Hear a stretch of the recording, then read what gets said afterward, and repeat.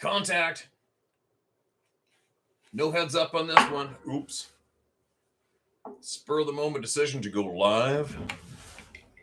Probably. God, this desk is such a freaking mess. Oh my God. Now I'll get around to it.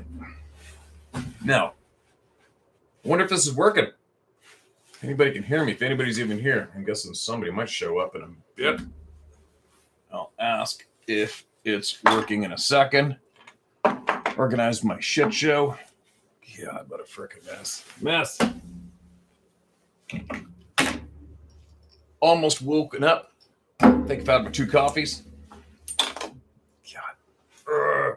Mess. Wires and shit everywhere. What's going on in the world? People are here. Looks like people are here. Okay, somebody tell me. Can everybody hear me? It's working. It's working. Joni Gates, it's working. Right on. All right. What are we doing? I'm waking up. It almost looks like the frickin' sun's going to be here today. What the hell? You guys want to see what I'm looking at when I face here? This is like the back. This is the back 40. Out my back door here. This is the behind the barn look. Where's the camera? Right there. This is like, so I cut a hole in the wall of my shop from the outside, but went to a secondhand place, found a sliding glass door. And I framed up this room in the corner of this shop, which was this dank, gross, nasty ass shop when we first bought the place. So I kind of made this into my little cave and cubby hole. Okay. So in the back left, I'm going to show you is my turkey and meat chicken barn that I made this past year.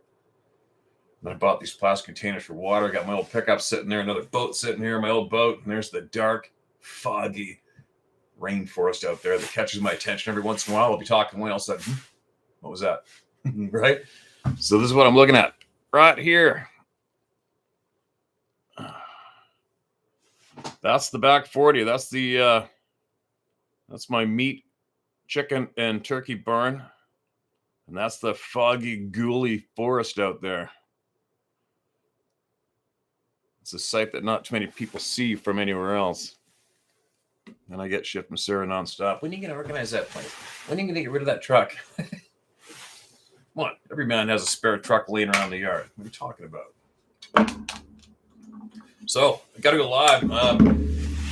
This computer, I have to get another computer again. I bought this laptop before we took off for holidays. Specifically, asked the little tech geeks at the Best Buy store. Said, "Hey man, I gotta edit up some videos and put them on YouTube while we're away. I need a computer that's going to be able to nail it."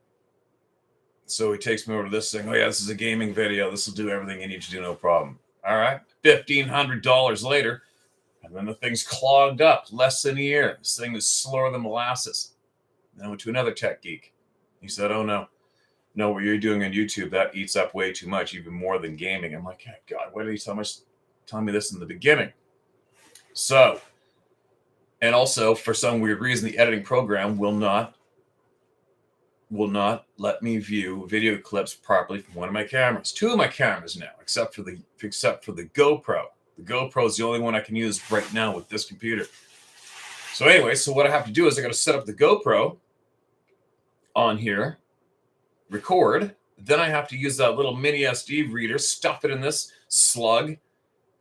And then it takes almost 45 freaking minutes plus for the GoPro content to load onto the editing program here. Then once I lace all that up and cut out some of my real nasty language, then I have to export it from the editing program on this laptop. And that takes another 45 freaking minutes. Right? You know how frustrating that is when you don't have any time? And then I go outside and do shit around here that I have to get caught up on. And then I run back in here. And then I got to load it onto YouTube. So do the math on that, right? So live, obviously, is very easy, faster. What else? But it's also frustrating because I see all the kind people, my friends, sitting at the coffee table with me right here, but without my readers, I can't really read it smoothly. So I kind of semi-ignore the comment section on here. I'll have to read it later, possibly, or maybe I'll read a bit in a minute. Anyway, so we're going to get some voices heard. and this is going to save a little time. And I really need to get together with Melba today. I hope today sometime. I got a lot of people reply into the tech advice. Apparently there's some solar flare-ups going on around the planet from the sun. A lot of people emailed that in. I don't know anything about that shit. Might make sense. I don't know. A lot of people said to go onto Facebook and use the messenger. Facebook, I never go on Facebook, although I think the Instagram outdoor posts that I post automatically load onto Facebook, and then I feel like a dick because there's a million people on Facebook commenting and sending messages, but I'm never there. But somebody said to go onto Facebook with her and hit Messenger, and apparently that goes smooth. What else? Oh, there's another one. Text me from another tech friend. Sarah got a text last night of what to use. Another streaming place. I forget the name of it. Anyway, so later on today, I'm going to, maybe it was time of day too, right? So it was later in the evening, Melvin and I tried to pull this off, and maybe a different time of day. Anyways, what I'm getting at is if I spend my usual 2 or 3 hours with this tied up doing my frickin' edited video, then that's going to affect me for trying to pull this off with Melba earlier in the day today. Follow me? That's I was so frustrated. I almost jumped on a plane and flew to Texas. I'm like, screw this shit. I'm going down there.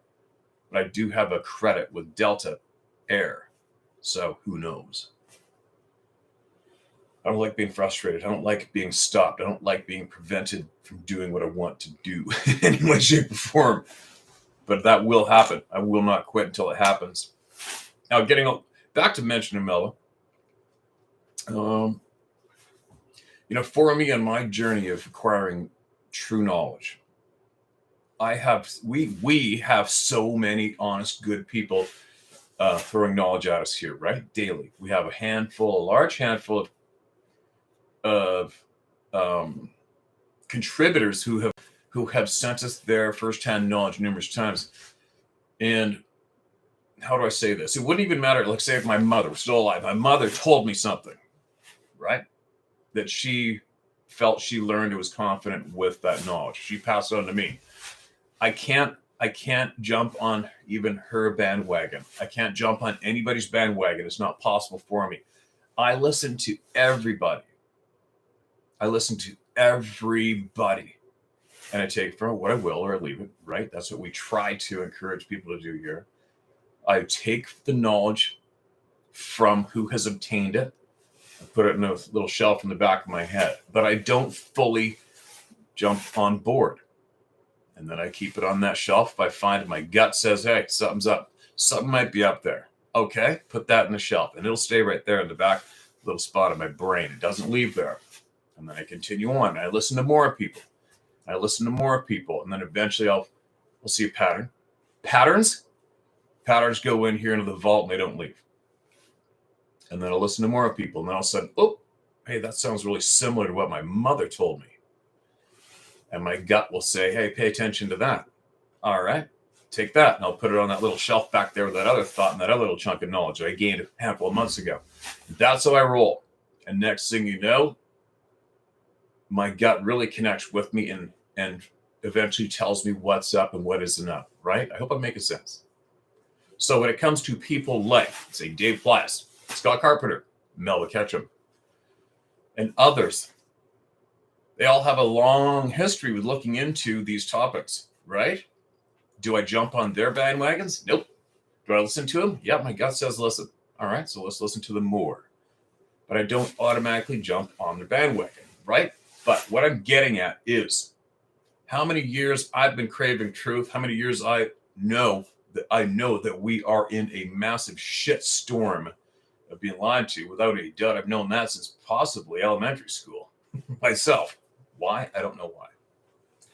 But what I'm trying to get at, to share with you where I am at, is over the years of listening to everyone and following my gut.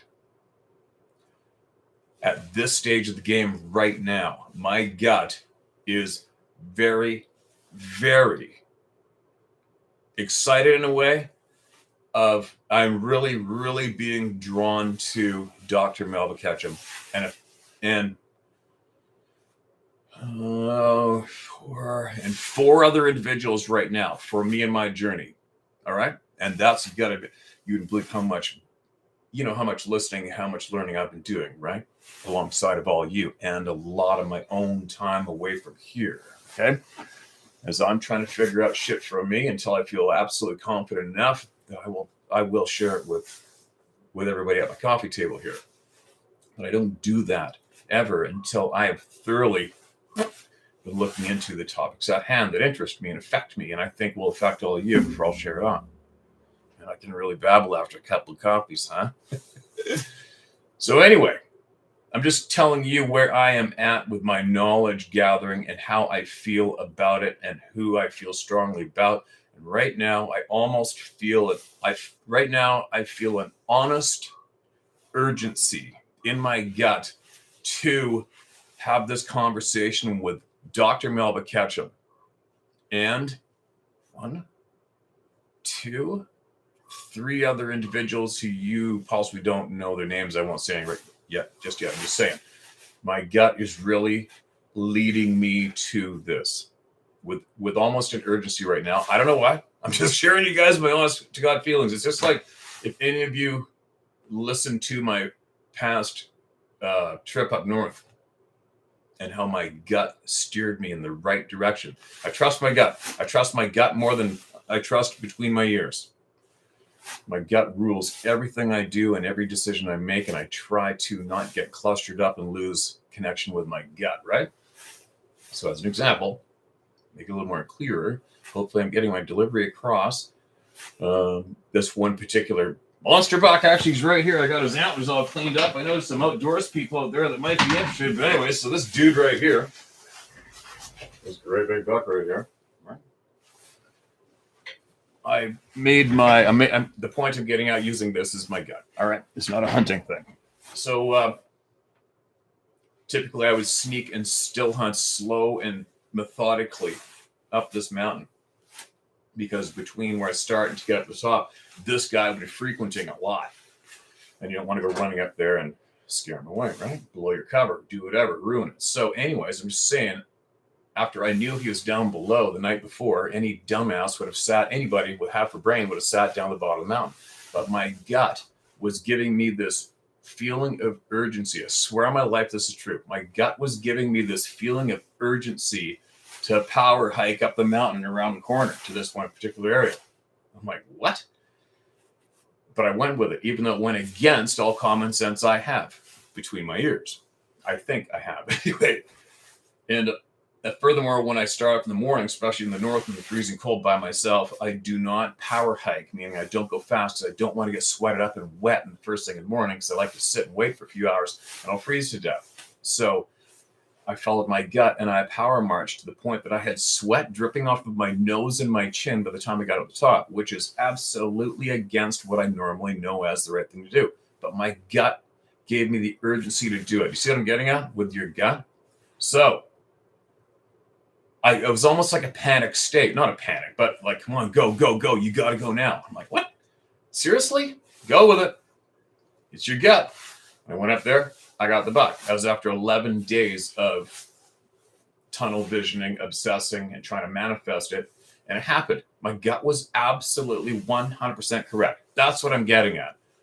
So getting back to the top of your hand, I have an urgency basically the same in my gut right now to get this conversation with Melba. Get it done, whatever you want to call it, to have it. That knowledge, this vault. All right? That's what's going on with me. Just thought I'd share that with you. All right? There's a lot that has gone on with Melba. She doesn't want any drama. She's a true, kind soul. She is a true, honest, kind soul. She's been put through the ringer because she went forward to share the truth with all of us. Right? That is exactly what happened, no matter what you've heard. And I've investigated this particular group ongoings. I have investigated it from one end to the other without jumping on a bandwagon. I learned this has taken me years, not really yours, but I know exactly what happened. I know exactly what's going on. I know who the dirty culprits are. I bite my lip nonstop because old school Steve wants to beat the shit out of them. I'll just say it flat out. They deserve it. Sorry, somebody had to say it, but obviously I control that emotion.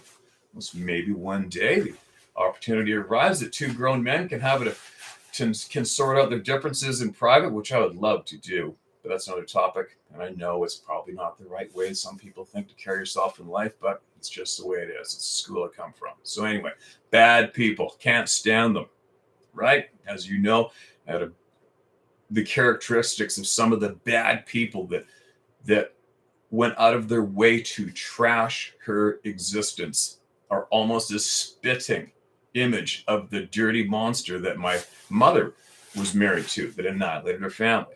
It's a spitting image of characteristics and how they go about doing things.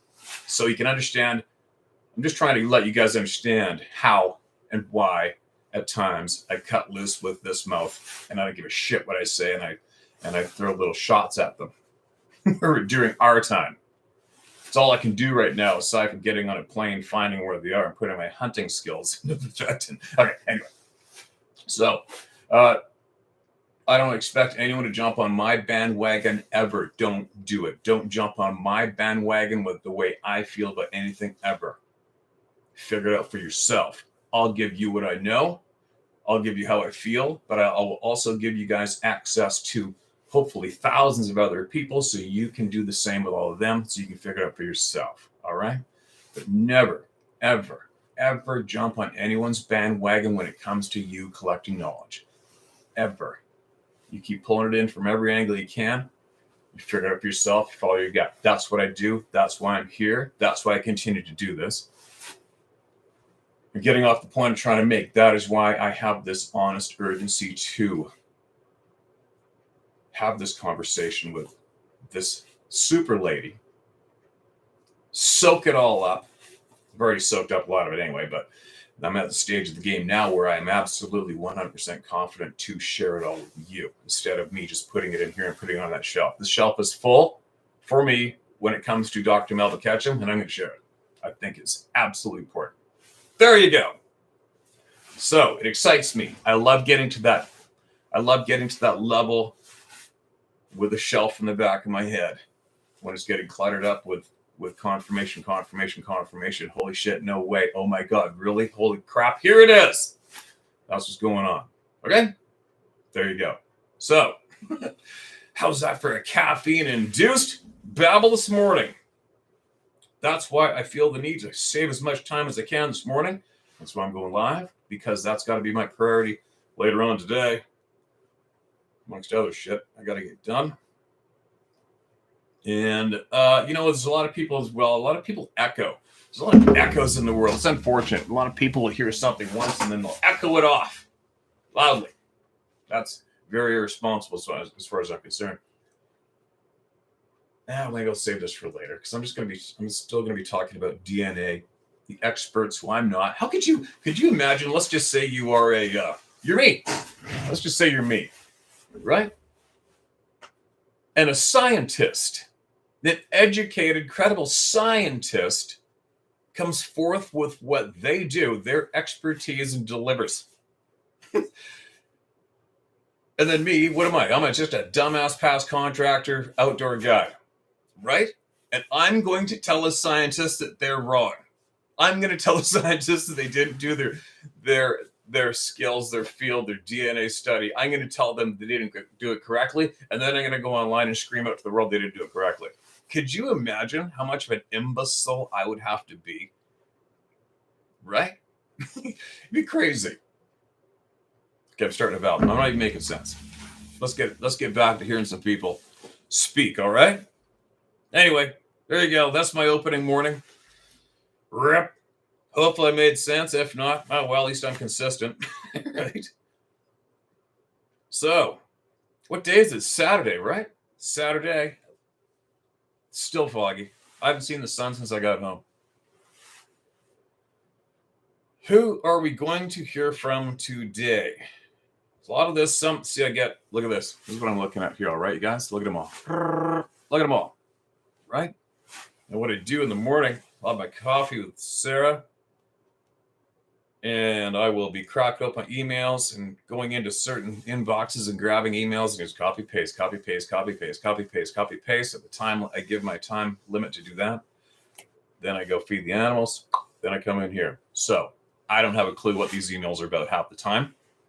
Some people may think I'm trying to pick which one I'm going to read or not going to read. Like, remember that guy yesterday that blew a gasket? Come on, you gotta see the comedy in that. Blew a gasket and almost created a war between him and I on his own, thinking that I did not share his email because I'm calling him a liar, and then goes on to tell us what he prefers to do to people that call him a liar. Right? Meanwhile, I'm like, sorry, man, there's only about 10,000 emails with you mixed in there. Oops. Maybe you're right. Yeah, I didn't read your email because I think you're lying. Holy shit. Some challenge characters out there. You got to see the comedy in that, though, right? That was pretty good. All right, what do we got? This is titled Strange Roar. So I'd imagine this isn't telling me that I have unclaimed money in a lottery in Nigeria. Confirmed.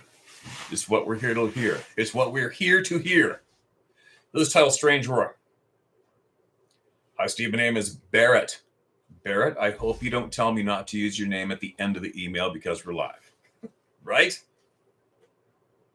This is something I experienced about a decade ago. It has stuck with me ever since. Said everybody. My cousin, age 9, and me, age 12.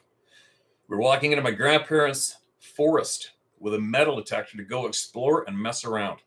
Besides finding a couple of nails and an old tin can, we went a little deeper into the forest. Before I dive any deeper into this, let me share with you some of the background details of the forest. The forest is located in the northern part of Washington State. It is surrounded by acres of raspberry fields, and the forest itself is around 20 acres. The area surrounding the forest is mostly fields and patches of thick forest similar to this one. The forest itself has a small opening about 200 yards from the house. If you enter the opening, there is a clearing and a game trail through it with a few large cedar trees filtered in the clearing. Sounds like the backyard. Surrounded by thick foliage with several game trails going through it. There's also an old barbed wire fence that runs down the middle of the clearing. This occurred during the day, and the forest was well lit.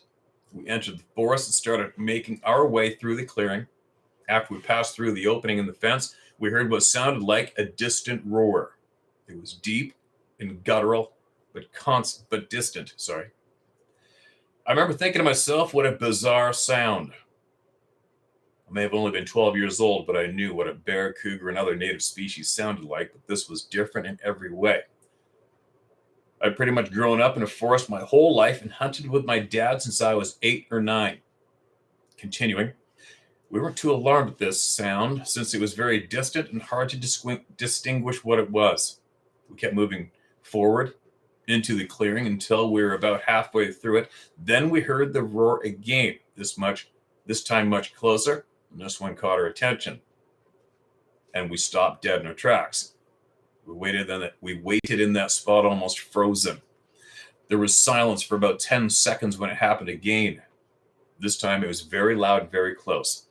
It felt like the sound moved through me and was so close we should have been able to see something coming at us, but it was as if nothing was there. The sound didn't match what I was seeing. It was so close and so loud, it sounded like it was standing maybe 15 to 20 yards in front of me in the clearing. I remember being dumbfounded, scared, and intrigued all the same time. I turned around to see my cousin bolting out of the forest as fast as he could run. I stood there for another second before I followed suit.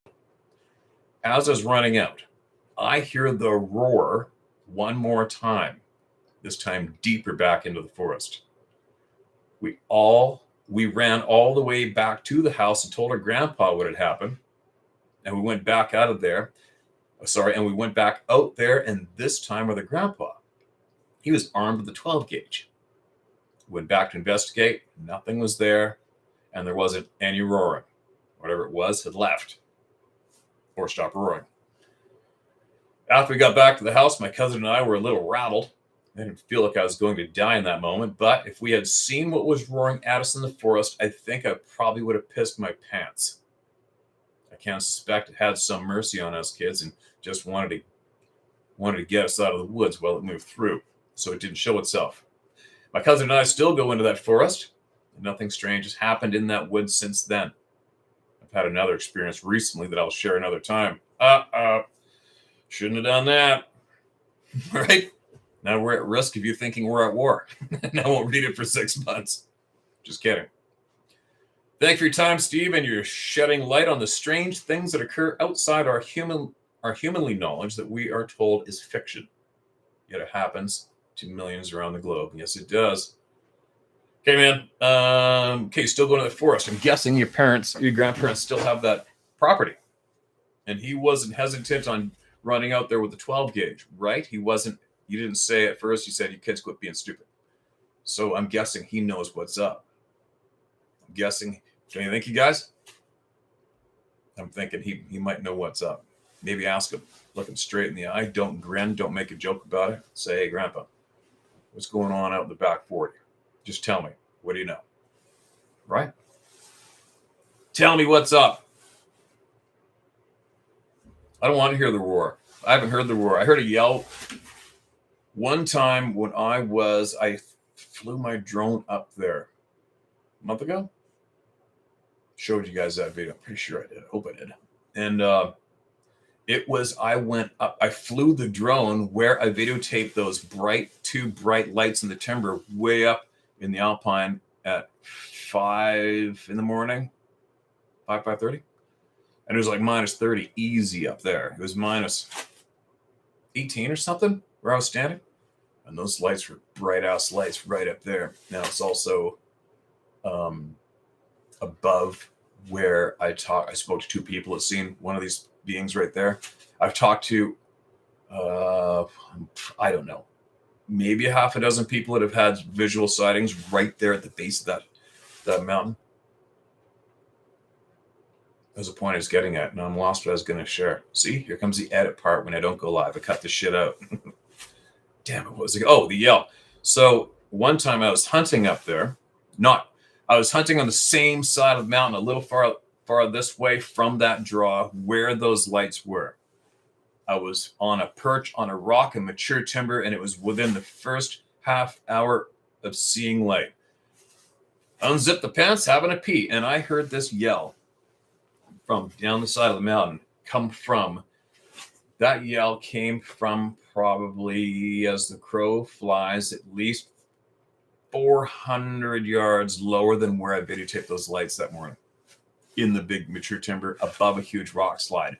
There's cliffs and big fir tree, and I heard that yell crystal clear come out of that timber. No way it was a human, but what I'm getting at, it wasn't the roar. I didn't feel it. Didn't vibrate my insides. It didn't scare the shit out of me, but I heard it. And it was a longer, loud male, definitely a human voice. I would have guessed human, but there's no way that was a human being. Especially up there at that time of the morning too, when I know I'm the only one there. It was really loud. What I'm getting at is I haven't heard the roar, and from the description we're getting from all the people emailing in about the roar, I'm good. I'm good just to hear it from the people. I'll pass on my turn. That's what I'm saying. It doesn't sound like it's a pleasant thing to hear, especially for me where I go a long ways away from the vehicle and a long ways to get back. And I just don't need that stress. I've experienced that stress in my lifetime. It'll never leave me of having to walk out to my truck in the dark after seeing something that wasn't a man waiting for me above me right there looking at me. And then I had to walk out another hour or whatever it was. I don't need to walk that hour in the dark with something roaring at me, rattling my ribs. Now, enough babble. Moving on. More people. Am I still working? Gotta check in. You guys still hear me? Somebody say yep. Of course, now the comment section stops rolling up. Is it even working? Yes. Gotcha. Thanks, Gwen. Here we go. It sounded like a huge kangaroo is the title of this email. So again, this is probably not an email telling me I have unclaimed money in Nigeria. Australian encounter. Hi, Steve. Been watching your channel for a few months now. My name is... See? They say the name, and I always got to hesitate because sometimes 3 sentences later, don't share my name. Or in the end of the... Even worse, in the end of the email. Oh, yeah, by the way, please don't share my name. Too late. I feel like an ass. My name is Susan Howlett. You can use my name, and I live in South Australia. I really had no way to understand or process an experience that I had in 2003, which was very scary and almost supernatural. I'd actually blocked it out for a long time and don't talk about it, as it brings up a whole lot of fear and anxiety. I've been watching a lot of log cabin and wilderness videos on YouTube, and then your channel popped up. The stories you have shared triggered my experience, and after some more investigation, I've discovered there have been many sightings here in Australia too. I was meant to see and hear these experiences from you, that is for sure. I was 32 years old, traveling solo on a holiday in Byron Bay.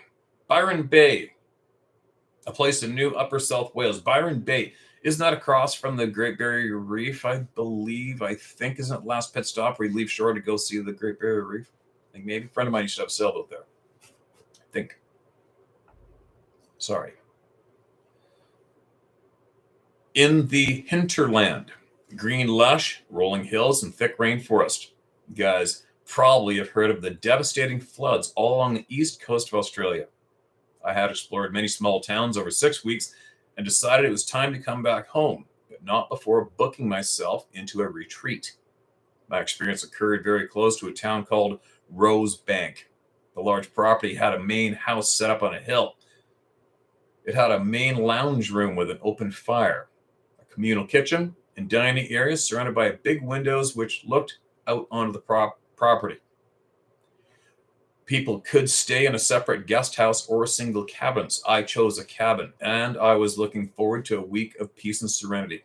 There was a dirt road winding down from the main house to the retreat center. It was probably about a 10-minute walk. The road was barely wide enough for one car. It had very thick, dense scrub on the eastern side and a few meters of cleared bush on the other. The 4-day retreat that I was on had a large group of about 25 people, and it was lots of fun. We were walking up and down the dirt road each day, doing yoga, meditation, cooking meals, swimming in the creek, enjoying ourselves. It was awesome. I decided to stay on the property for a few more days before my flight home. Another group came using the retreat center, so I relaxed, reading my book and soaking up nature's beauty. I've always been a spiritual person, happy to be social, but also very at home on my own, especially in nature. This is sounding a little familiar. May have read this a couple years ago. Oops. The group invited me to come join them in the retreat center for their final dinner and gathering. They said bring along instruments, so I took my hoop drum. It was a great evening. There was a woman there with a long jet black hair and a little voice inside me said, "You're going to have a conversation with her. Read this. I'm this deep now. I'm going to finish it." As it turned out, I didn't get to speak with her, not during the evening. The evening finished around 11 p.m., and everyone jumped into the cars to drive back up the winding dirt road to the main house. I was feeling so energized and happy that I said that I would walk back up the hill on my own. I had no idea how dark or quiet it was going to be. When the retreat center lights turned off and the cars disappeared up the road, there was only a half a moon in the sky above my left shoulder. Luckily, it illuminated the dirt road, which was a sandy color, and gave a little light to the scrub. I had my drum and began gently drumming and singing as I walked up the road. I know that I was feeling completely full of joy and grateful, and I was thanking the universe for having such a beautiful experience at this place. As I was drumming and walking up the road, I could hear crunching and cracking sound coming from the scrub up ahead. It was quite rhythmic, about 2 seconds apart, and was becoming louder and louder. I thought, what's making that noise? It sounds like a huge kangaroo or something. I stopped drumming and walking to listen to a loud cracking noise continued and sounded like a large person stepping through the bush. But I knew the scrub was so dense and so thick, it did not make any sense that an animal or a person would be walking through there. Then I had a sensation of dread flow through me. My next thought was, Spirit, I don't want to see anything scary. Just then, about 15 meters ahead of me, stepping out of the scrub and onto the road, was a huge being, completely black from head to toe, like a massive shadow. I'm 6 feet tall, and he must have been close to 8 feet high and at least 3 feet wide at the shoulders, arms hanging down at his sides. The half moon above me was shining directly onto this being, and yet I could not make out any distinguishable human features. I stood there for about 15 seconds looking directly at him and feeling like he was looking directly at me. I felt strangely calm in my body, but my mind was scrambling, trying to understand who or what I was looking at. He was huge, but I could not see anything except black. He looked like a very tall man, solid and broad, with very long arms. And so, of course, I did not want, And so, of course, I did what anyone might do in such a strange situation, and I called out a friendly hello. A bit like when you call out someone at your front door when you're not sure who has just arrived. This is when this being, almost in slow motion and from his upper body first, turned around and proceeded to walk back into the scrub. After that happened, I had an incredible surge of adrenaline rush through my whole body. My mind thought, shit, I have to walk up the road past him to be able to get to my cabin. And I'm a woman by myself in the middle of the bush with some huge, weird man wandering around. Instinct and courage took over, asked for God's protection, and began beating my drum. My legs just started motoring up that hill. I glanced into the scrub where he had returned. Didn't see anything. And after that, I did not dare look back. When I got inside my cabin, I realized I could not lock the door. And this is when panic set in. I felt trapped. I grabbed my phone and called my friend Doug back in Adelaide. I was explaining to him what had happened. And the loudest bang you could imagine came down on the roof directly above my head. I froze. Doug said, "What the hell was that?" I said, I don't know. I'm going to go, but I'm going to make a run for the main house, so stay on the phone with me. Who's got the nuts to jump out of the house when that's going down? I'm the sort of person that would confront a threat and fight. There you go. But in the cabin, I felt cornered, so staying there was definitely not an option. Now what happened next was very bizarre. As I opened the cabin door and began turning towards the main house, I had a huge fruit bat swoop down and almost smacking me in the middle of my forehead, making me fall backwards onto the ground. That would suck. Those things are huge. They are big, like 6 feet across, I think. That would be brutal timing for that scenario. Imagine that one. This is when I lost my shit. And I lay there shaking in fear and laughing and crying at the same time.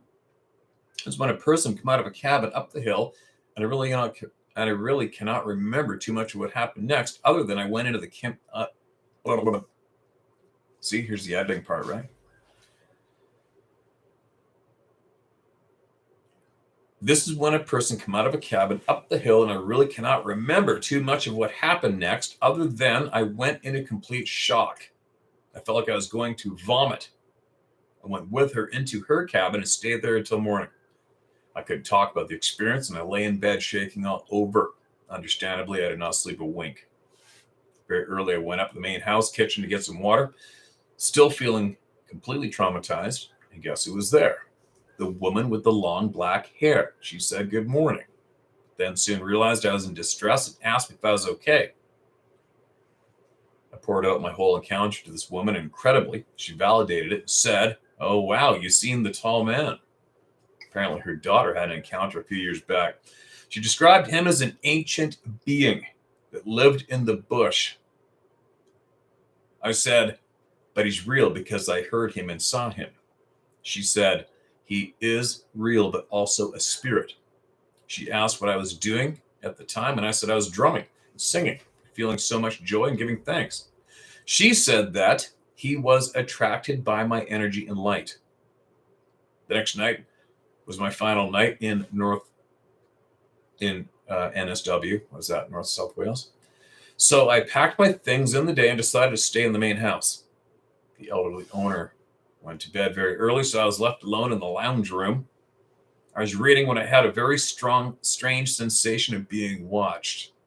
Just then, two cats in the room both sat up and stared straight at the window. So I said in my mind, oh no, no more. I went to bed with headphones on, and I was thankful to leave the next day. I tried to share my experience with my family, and they could see that something traumatic and very real happened to me, but they couldn't really understand. In fact, I still thought it was a tall man for a long time. A few people mentioned Yowies when I spoke the encounter, but that sounded ridiculous to me. A Yowie is an indigenous name given to these beings by the native Aboriginal people. Seeing your YouTube channel and hearing these stories triggered my buried memory. But after hearing more from your community and that you mentioned Australia, I decided to do some investigating. Incredibly, we have an Australian Yowie research website, and there has been hundreds of sightings, even here in Australia. There seem to be two main types here: a very large black Yowie and a smaller 5-foot reddish-brown type. I want to thank you, Steve. This has been the first opportunity for me to write out, share, and process this experience. Now I can actually feel grateful and privileged to have had an encounter with these beings, even though it was very scary. I feel like I now have some understanding.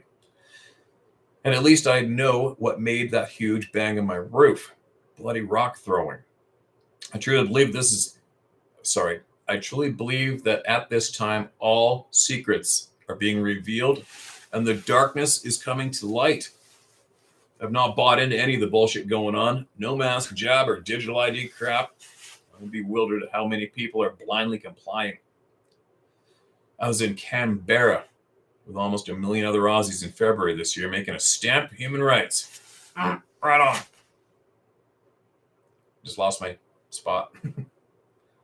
Shit. Oh, this is where our government covertly used radiation weapons on the Australian people. Many months later, many of us are still dealing with the effects. Really. But like you, I will stand, speak, and fight for our children and future generations. Our community and our stories hold power and wisdom. Bless you and your family, Steve. Your Australian friend, Susan. Great, Susan. I know I read that before. I don't mind reading it again. At all. There's so many new people coming here. It's pretty crazy, isn't it? Think about it, you guys. I mean, how many times have I said shit that normally offends your average person? Right? You got not your average person, but today's world on mainstream. You got to admit, I throw shit in people's face nonstop. And if you have in you to be offended in any way, I'll trigger your ass. Right? And you would think that may possibly work against the success of all of you being here. But it hasn't. For some strange reason, people keep flowing into this wide open door nonstop. Isn't it crazy?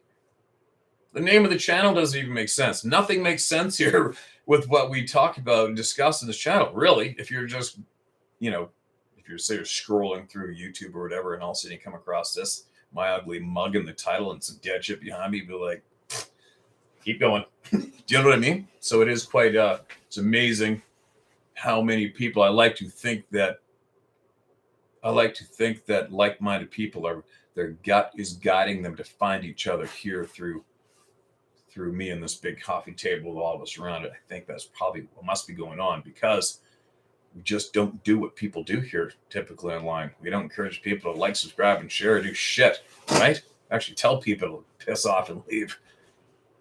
Whatever. I guess it's cheer. It is honesty, though. There's nothing but honesty here. So I guess that's why. That must be why. Anyway, one thing I want to mention, what triggered what my brain, as I'm reading these emails, I will take note of something for me as I'm reading. And I'll shelf it in the back of my head and hopefully remember to mention at the end of the email. That's what I'm going to do right now. So she said that she felt the dread, right? She said she suddenly got filled with the dread.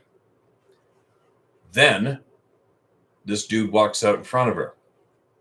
But now take note of this, all right? So she felt the dread. This being steps out in front of her on the road, then sees her, steps back in. Okay, now listen to me. If that being was the source of the dread being inflicted into her soul, then why was he surprised to see her when he stepped on the road and stepped back to avert her being seen? Doesn't make sense, right? So what I'm saying is there is what I'm thinking, there is a very strong possibility somebody watching over us or our natural built-in instincts are creating the dread, not that being up there in the woods. See what I mean? See what I'm picking up, what I'm throwing down? Okay, so that's just another clue for me as I'm trying to figure out. I'm nonstop trying to get more in tune with myself. I put probably, I don't know, 10 times the amount of energy I put into this videos and all this. I am nonstop putting it in myself, trying to get in tune. I'm trying to get in tune. I'm nonstop trying to get in tune. You know, Sarah, the other day, how come you haven't used toothpaste forever? I'm trying to clear my shit. Anyway, I'm babbling. What I'm getting at is I have a funny feeling that the dread is not coming from them directly. And this particular incident somewhat adds another little piece of backup to it, my theory for me. Take from what you will, leave it, right? Don't jump on my bandwagon. I'm just saying, I'm at the point now, I'm really, really, really trying to figure out what I can figure out for myself on my own, what I naturally know, what I naturally should be able to do, and I'm trying to get back to that point in existence. Make any sense? So, as I'm seeking out knowledge in those different areas for myself, little items like that will stand out like, oh, what was that? There's a little light bulb right there. Pick it up and I put it down. It doesn't make sense. That being stepped out on the road in front of her, reacted with, oh shit, jumps back in the forest. But meanwhile, moments before that, she gets the flood of dread without knowing any shit about this topic. Another person who came across it innocently. Boom. Flooded with dread, fear, I'm going to die, whatever. Right? Now, if that's the case, then why was this dude so surprised that he's being seen or saw her on the road moments after she was filled with the dread? So, like I said, sometimes my mind doesn't mesh up smoothly with my lips when I'm trying to share you guys what goes on between my ears. But I'm very curious about that. I'm very curious about that because it just may be another piece of what I'm trying to find for me is getting back to being in tune with every single thing I should be able to do with my mind, with my instincts, with my soul, with my energy, whatever. I really want to get there. I think I'm getting there. Actually, no, I know I'm getting there, but I want to be far more in tune with it to the point I can control it. Not like, oh, holy shit, it was really weird. You know, my gut took over and made me feel this urgency and I ran up a mountain against everything that I normally do. And it was right. I don't want to be surprised by it. I want to expect it and know it and be in control of it. How handy would that be in life, especially if you could harness that and pass it on to the next generation? That would make our communities, society, and the world be absolutely bullshit free. You got to think about what that would do for all of us, right? That would eliminate any and all bullshit. Somebody who is attempting to win you over so they could be somewhat of a voice or a leader or in a position of being whatever, some kind of a leader, you would know because we're in tune. You would know that they were not worthy, that they're lying sons of bitches, and they're actually going to go out of their way to kill people in another country or something, right? You know what I mean? Dishonest people would not have a chance if we were all in tune. They wouldn't have a chance at anything. They wouldn't even be able to attempt, right? Oh, my friend Caffeine, you're doing such a good job today. Right? Anyway, there's something to think about, you guys. For all you who may be curious of the same things I am, the dread just may be coming from a good place, which is us. It might be, right? tell you what, if I can get confirmation, you'll be the first people I share it with, as usual. But first, I have to figure it out for myself, like all you do, like all we do. What a great coffee table this is, right? It's a great coffee table. Start off your days. What do we got here? Holy shit, this is a freaking... This is like 17 bucks worth. Can't do that one right now, not this late in the morning. As some triggered people on here will go, oh yeah, you just don't agree with their email. That's why you're not reading it. Right? You'd think we would have weeded through all the loose cannons by now. I mean, let's face it, I've said about everything I can to offend them and trigger their asses and insult them in a way, while they're insulting themselves by aligning themselves up with me. Offended culture just isn't safe here. You're not safe. We do not support offended culture. We're not going to tell you what you want to hear. We're not going to shut our mouths. It's not going to happen. Okay, what's this? Here we go. This is no title, so it's titled Red Now. Excuse me. Listen to this one.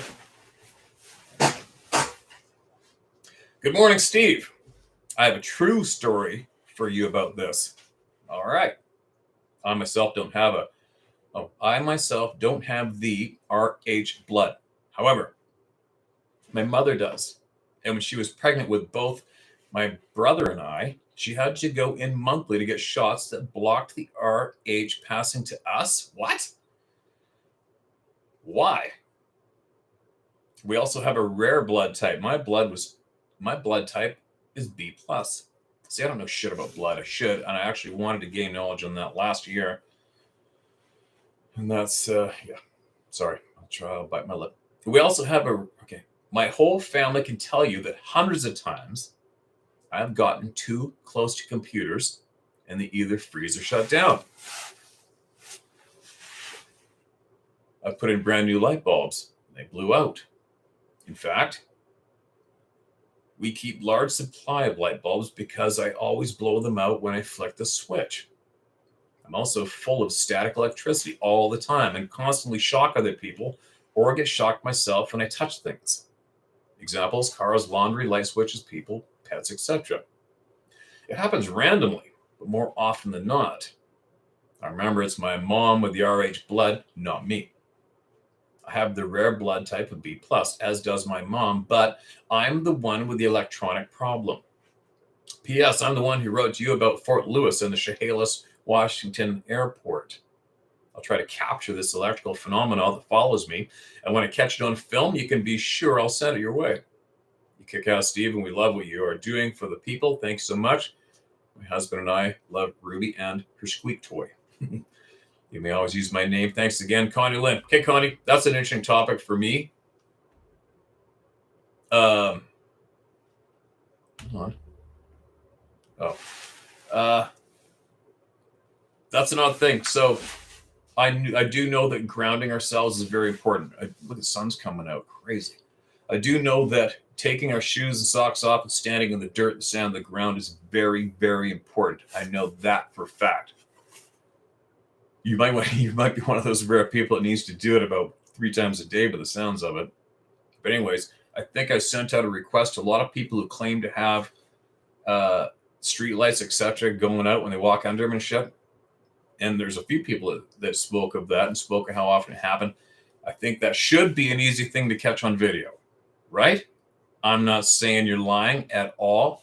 All I'm saying is, wow, well, without me walking beside you, I guess the only way you could deliver more on that topic is to possibly have it recorded in a way that there's no way somebody could be hitting the switch to manipulate it to dupe the audience. But then again, what kind of a psychopath would you be to need to all of a sudden wake up in the morning and have the need to, let me put it this way, what my brain is telling my lips to say. Be like, how many people wake up in the morning and go, oh, I know what I'm going to do today. I'm going to convince people on the internet that I can shut off computers and blow up light bulbs when I walk by them. That's what I'm going to do because, well, I don't know. I think that's the best thing I can do for attention. Said nobody ever. There's better things you can come up with than that, right? So, what I'm saying is, There's a good chance this shit is legitimate, and I'd like to learn about it and see it. Coffee. What's this? How long is this? See, that's all I'm doing. How long is it? Go like this, so you guys can see what I'm doing. All right, what's this one? How long is it? Yep, I got time to do that. It's all the preview I got for me before I share it with you. Yeah, mark this as red, so I don't F up and duplicate it. It's titled Another Effing Hit. Oh, another effing fairy sighted. That's a different title. Joe sees an effing fairy. Hi, Steve. You read the story about the people sitting on their back porch in Pennsylvania where they saw a blue orb containing an, quote, effing fairy, end quote, looking at them. It reminded me of a similar story that was related to me by the furnace repairman some years ago, who was still very perplexed at what he had seen. I'm not sure why he told me. Maybe I have an honest face, but whatever the reason, he did. My end of this story took place in about 2017 in my basement, but the actual sighting took place around 20 years previously, in probably about the late 1990s, near Rome, New York. The fellow whom I will call Joe was over my house to look at my old furnace and to give an estimate for its replacement. Nothing out of the ordinary there. For some reason, he began to tell me about his strange sighting, which had taken place on a cold New York morning years ago. It seems that he was out hiking in the morning during a cold snap on a January day. Do fairies like the cold? And saw a bluish orb floating by with a small humanoid inside the glowing object. As it passed by slowly without looking at him, it was gone. The whole sighting sounds like it had taken place in no more than 5 to 10 seconds, and that's all that happened. The fairy didn't stop. It just kept flying by, and he didn't follow it. He immediately left his walk and went back to his car and drove home bewildered. Quote, Joe, end quote, did not know what he had seen and did not say what he thought he had seen up to that point. I then responded with, quote, it sounds like you saw an effing fairy, Joe, end quote. To which he said nothing, and we got back to the business at hand. That was pretty much the end of the story. He did tell me that it had occurred to the north of Rome, New York. It was a cold day, and there was snow on the ground. And then he walked back to his car and left soon afterwards. Nothing more came of it after that. I'm not sure whether my explanation helped him, but this really happened. At least my part of it. I figured that I would share the story as it might help somebody out there come forward with theirs and in getting it off their chests. Steve, thanks again for the safe harbor, and keep up the good work, Jim. Okay, man. Jared. I have nothing to comment because I don't know shit about fairies, but then again, here's where my brain's take on this email. So some dude saw this bright light with some kind of being inside of it. Now, why would somebody automatically call it a fairy? Don't know. I don't know what a fairy is. I've never seen a fairy. I wasn't taught about fairies, but I've been hearing a lot about glowing lights with some kind of a being inside of them, and that is in direct relation to a lot of possible sightings of these beings that the topic dominates the channel, right? So, I think just the word fairy might turn people's attention away, right? As soon as you hear the word fairy, I picture a comic strip with Peter Pan in it, right? Who doesn't? So, I don't feel it's possibly the right thing to do is to automatically throw the word fairy label to somebody's bizarre experience of seeing a bright light with possibly something inside of it. That's what I'd call it. Even though the orbs, who come up with the name orbs? I'd just probably call it a bright light right there in the timber, and it's the color of red. Oh no, that's an orb. Right? Nope, that's a bright light that I don't know what the F it is, and it's right there in the forest moving with me. No, that's an orb. No, it's a bright light that I don't know what the F it is in the forest right there. And there's a blue one, and there's a clear one. Caffeine's my buddy. Who's next? What's next? I gotta go down because I know I missed a bunch. How long is this one? Not too bad. Not too bad. I'm gonna jump into this one. And all I did was just check the length of it. That's it. Who knows what this is going to be about? It's live. This is titled More from Dawson Creek. Dawson Creek is one of my somewhat what I consider backyard because I run around the mountains forest not too far from there. That is mid-north, past mid-north British Columbia. Hello there. It's Rhonda again from near Dawson Creek, BC. I'm 56 years old, a vintage, I like to say, and I am Cree Métis. My family came here by horse and wagons from Montana and homesteaded the land that I now live on. Wow, that's pretty cool. I wish I could talk to the old timers about what they might have seen. I've always wondered about something I saw when I was about 10 years old. We were sliding down the road because there wasn't many people that lived in our road. Traffic was scarce. I saw two large figures, one smaller than the other, standing about a half a mile down the road.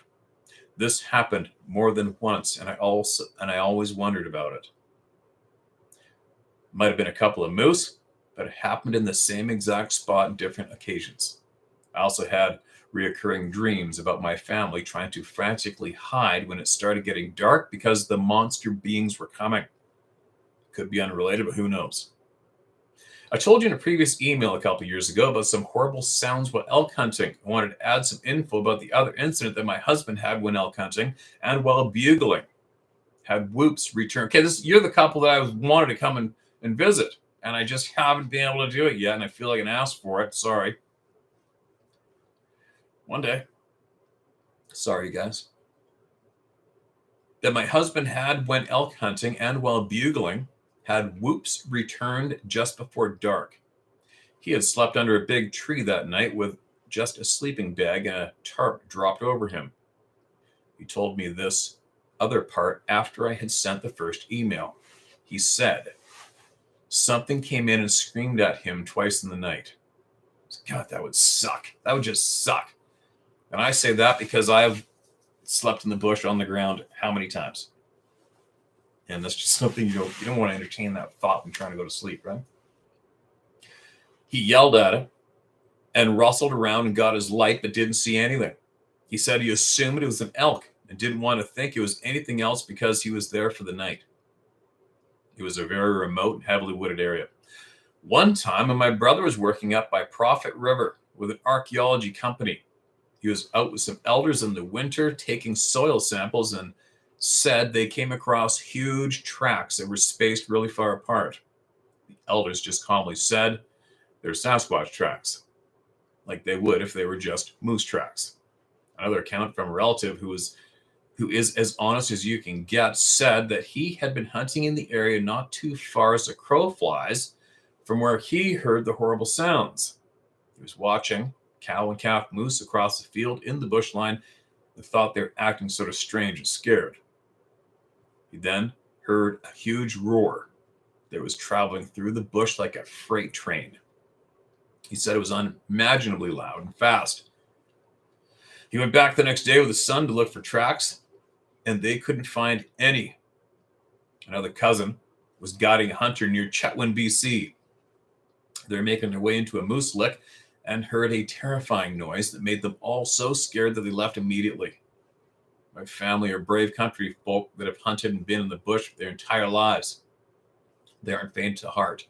So, as the crow flies from where that sound in Chetwynd went down, remember me this past year, scared shitless out of my tent. That happened from Chetwynd. 25-minute drive, 30-minute drive is where it happened to me from right here. They haven't scared us out of the bush so far. I just think like you do about it.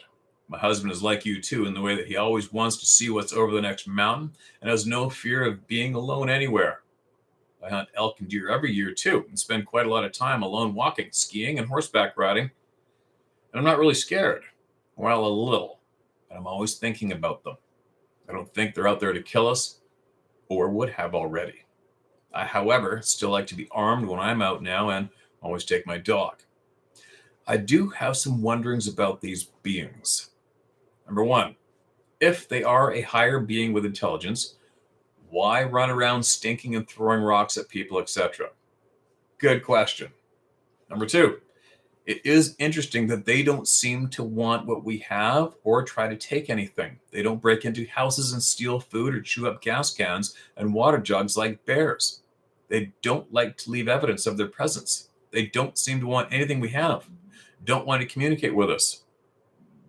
Actually, well, there's a bunch of contradicting experiences. Lots have come in of them stealing game from people, hitting the garbage, killing all the chickens, taking them.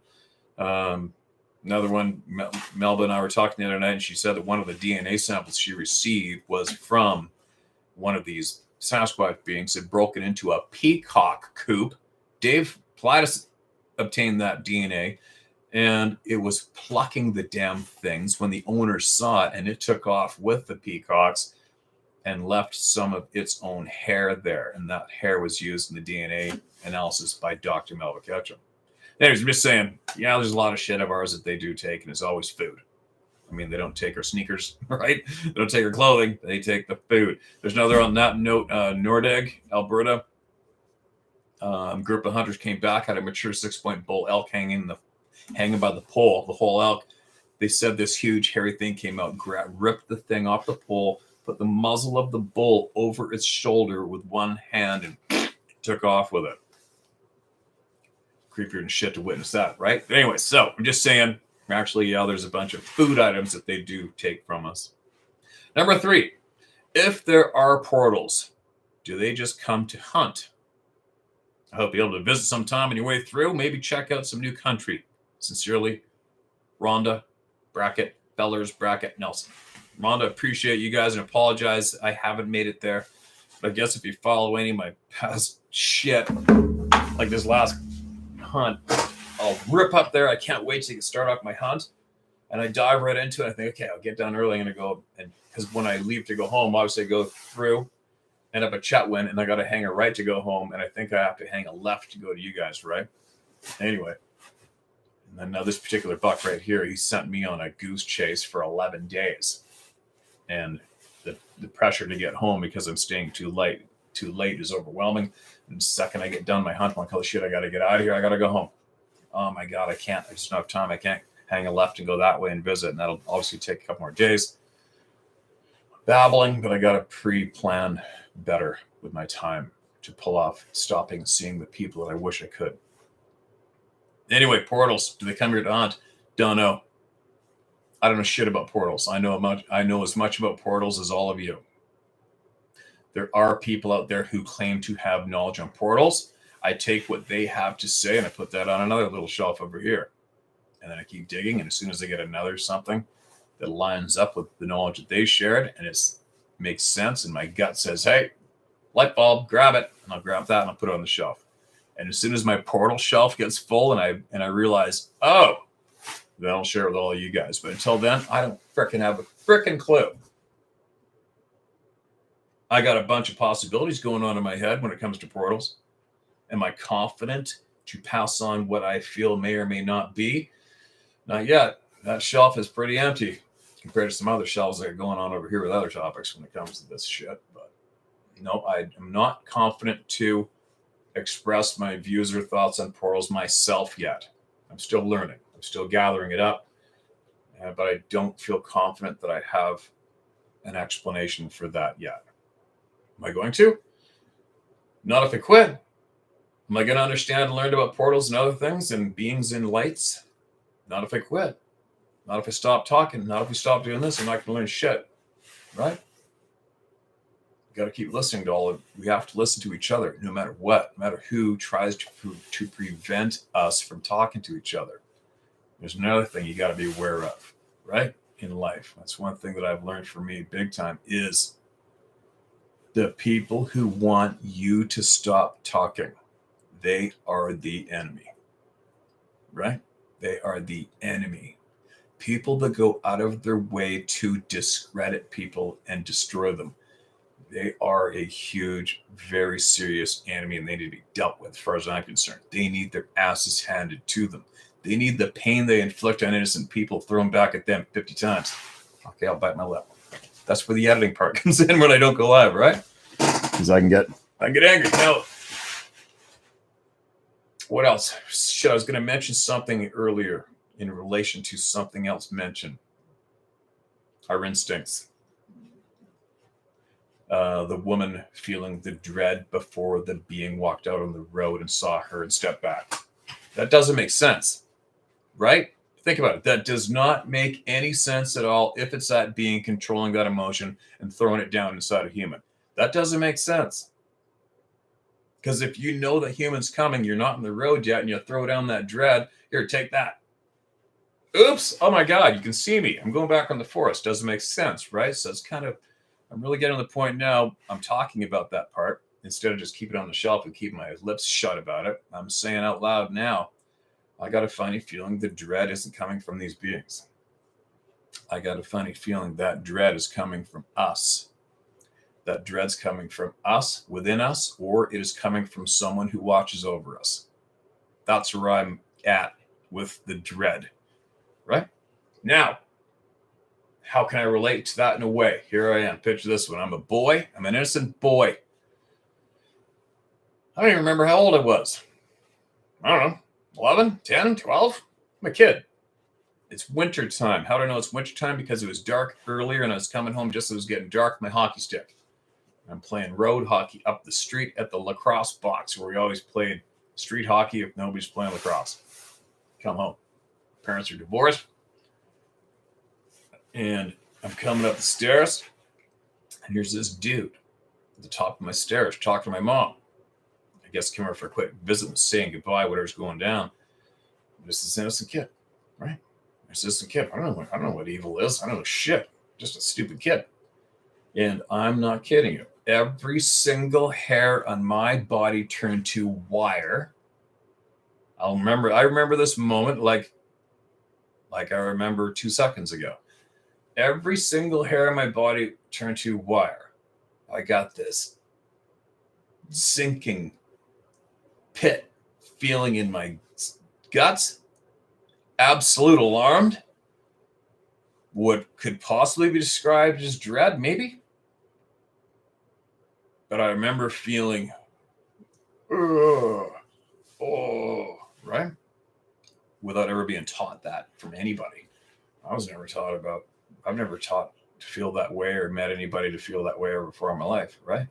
What I'm saying is, when I always say the children are more in tune with their natural instincts than they are possibly when you grow up, become an adult, you get it all rubbed out of you by being forced into a room with one strange person at the head of that room, a school. You don't know shit about them, and you got to repeat what they say no matter what. You're going to fail, right? Anyways, about getting back to what I'm talking about, our gut instincts, the dread, where it's coming from.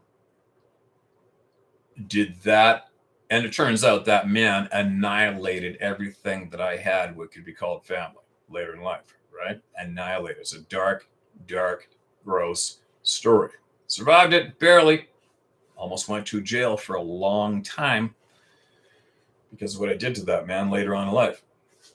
Anyway, not the story. But anyways, I'm saying is it's more evidence for me on that little shelf right here when it comes to the dread that I'm starting to get quite convinced that the dread is from us or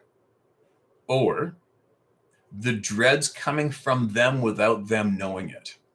Maybe their darkness and their evil.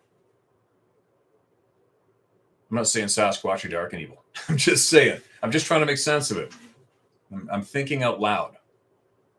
Maybe there's a slight possibility. I'm thinking the more stronger possibility that the dread is coming from us is probably, I'm leaning in that direction at this stage of the game with my knowledge.